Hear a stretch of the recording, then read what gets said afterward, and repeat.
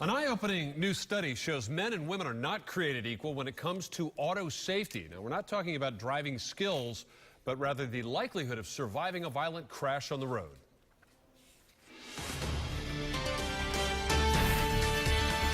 Believe it or not, this is the first time the government is using female crash test dummies. That was last year when ABC News reported a long overdue innovation in crash testing.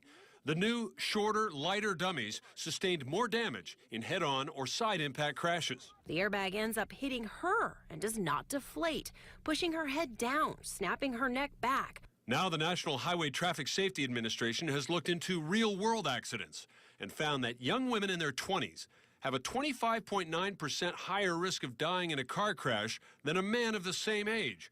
If she's a passenger, she faces a nearly 30% higher risk of death.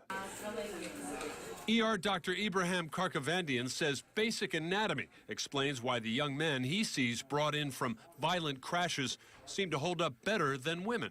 The women, for example, have a less bone mass than men. Men's bones are tended to be stronger, and also they are shorter compared to the men.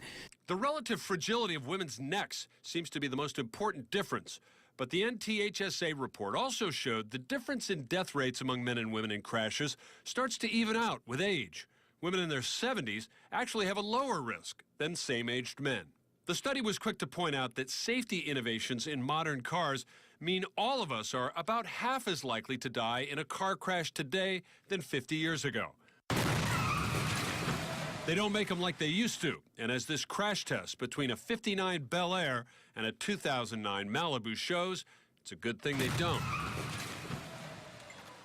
You can use this information to be safer. Starting in 2011, the 5-star crash test ratings do take into account the results from those female crash test dummies, so you can choose a safer car for female drivers and passengers.